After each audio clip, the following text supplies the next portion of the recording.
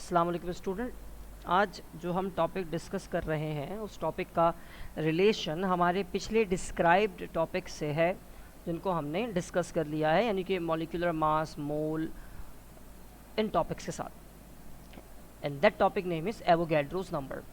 Avogadro's number एक hypothesis है, एक मफरूज़ा है, एक कही गई बात है, एक टेंटेटिव गेस है। और वो गेस क्या है कि 1 mole of any substance contains 6.02 exponent 23 या 10 raised to the power 23 atoms और molecules। यानी कि किसी भी सब्सटेंस के एक मोल में 6.02 multiply 10 raise to the power 23 atoms या मॉलिक्यूल्स या नंबर ऑफ पार्टिकल्स हो सकते हैं। अब हाइपोथेसिस का मतलब क्या होता है मैं पहले बता चुका हूं, जो कि आपने ऑब्जर्व किया, ऑब्जर्व करके लोगों को बताया।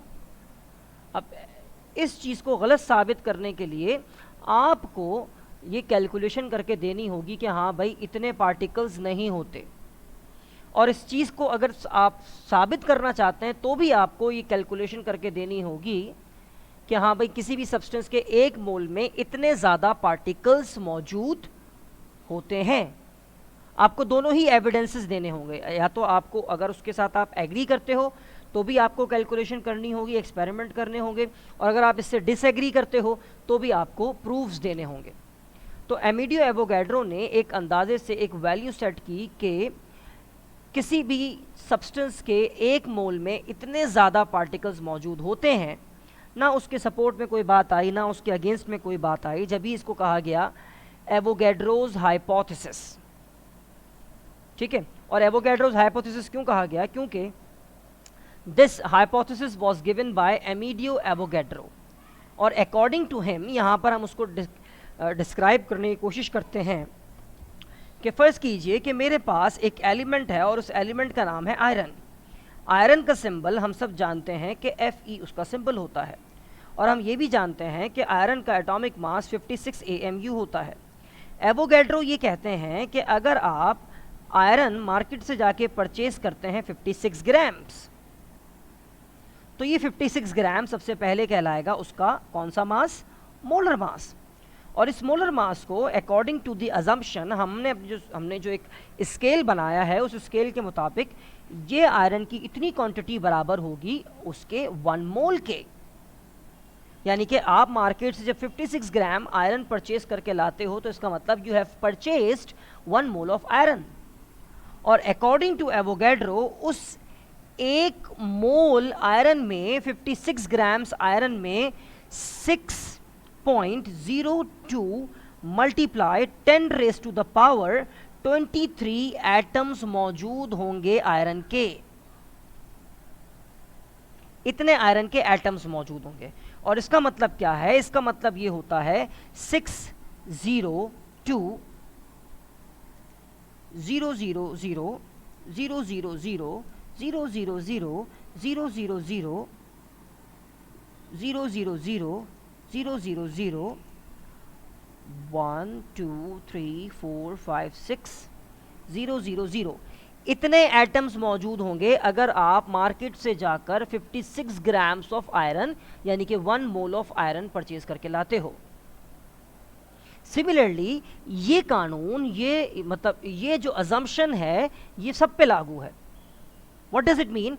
इट्स मीन कि अगर आपने वाटर जिसका केमिकल फॉर्मूला होता है H2O, पानी जिसका मॉलिक्यूलर मास होता है 18 AMU, और अगर हम इसका मोलर मास लिखेंगे तो इट विल बी 18 ग्राम्स।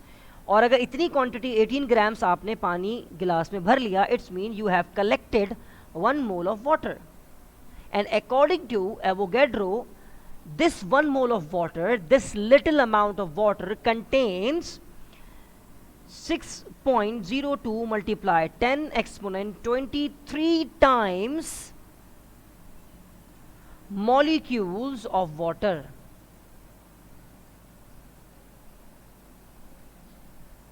तो ये एक बहुत बड़ी वैल्यू है, ठीक है। और ये एक कॉन्सेप्ट है, और जिसको मुख्तलिफ एक्सपेरिमेंट्स के ज़रिए जब देखा गया तो रिज़ल्ट लगभग एवोगैड्रो के सपोर्ट में ही आया। मगर क्योंकि ये 100% करेक्ट नहीं है, ये एक अज्यूम करी हुई वैल्यू है, इसकी मुकम्मल सपोर्ट में भी एविडेंसेस नहीं है और इसके डिक्लाइन में भी एविडेंसेस नहीं है, तो हम इस कॉन्सेप्ट को कहते हैं एवोगैड्रो हाइपोथेसिस। तो according to Amedeo Avogadro, once again मैं बोल रहा हूँ, तो 1 mole of any substance contains a fixed number of atoms or molecules, that is 6.023 multiplied 10 exponent 23. This number is known as Avogadro's number. तो अब इसके numerical exam में किस तरीके से आते हैं, यहाँ पे एक न्यूमेरिकल दिया हुआ है, क्या कहते हैं, calculate the number of atoms in 2.46 moles of carbon. Carbon के अगर आपको 2.46 मोल्स दे दिए जाएं तो बताएं उसमें कार्बन के कितने एटम्स होंगे। तो सिंपली द बेसिक रेशो क्या है, 1 mole contain 6.02 multiply by 10 raise to the power 23 atoms और मॉलिक्यूल्स। यहाँ पर ये थोड़ा सा मुश्किल दिया हुआ है, मैं इसको आपके लिए आसान कर देता हूँ कि जब कभी भी आपसे कहा जाए कि आप मालूम करें नंबर ऑफ एटम्स या नंबर ऑफ मॉलिक्यूल्स, तो उसका एक शॉर्टकट तरीका क्या है, उसका शॉर्टकट तरीका ये कि आप नंबर ऑफ मोल्स को, उसके मोल्स को मल्टीप्लाई करवा दें इस वैल्यू से, उसके नंबर ऑफ मोल्स को मल्टीप्लाई करवा दें एवोगैड्रोस नंबर से, यानी कि 6.02 multiply by 10 raise to the power 23 से मल्टीप्लाई करवाएंगे तो आपके पास नंबर ऑफ मॉलिक्यूल्स आ जाएंगे। It is very simple indeed. अब देख लेते हैं हमें क्या कहा गया है, हमें कहा गया है कि to find number of atoms, कितने मोल हैं, 2.46, तो इसको मैं सिंपली मल्टीप्लाई करवा दूंगा किससे, ऊपर दी हुई वैल्यू से मल्टीप्लाई करवा दूंगा। और मेरे पास जब आप इसको कैलकुलेटर की मदद से कैलकुलेट करेंगे, कैसे करेंगे, बहुत आसान सा तरीका है, और वो आसान सा तरीका ये है कि आप 2.46 को मल्टीप्लाई करवा दें 6.02 से सिर्फ।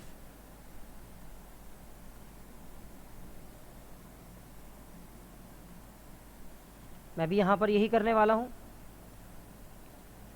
2.46 को मैं मल्टीप्लाई करवा रहा हूँ 6.02 से, और मेरे पास आंसर क्या आएगा, 14.8। तो मैं यहाँ पर आंसर में क्या लिखूँगा, 14.8, और मल्टीप्लाई में क्योंकि मैंने इस वैल्यू को शामिल नहीं किया है तो ये वैल्यू आ जाएगी as it is. 2.46 number of moles of carbon में कितने एटम्स होंगे, इतने एटम्स होंगे, 14.8 multiply by 10 raise to the power 23 atoms of carbon. My apologies. तो ये इस तरह से हमने बिल्कुल आसान कर दिया, आप ये फॉर्मूला डायरेक्टली जो है वो अप्लाई कर सकते हो इस पूरी झंझट से बचने के लिए। इसी तरीके से हमारे पास और भी क्वेश्चन आते हैं जिसको हम अगली क्लास में डिस्कस करेंगे। आई होप कि आपको ये सिंपल सा लेक्चर समझ में आया होगा। अल्लाह हाफिज़।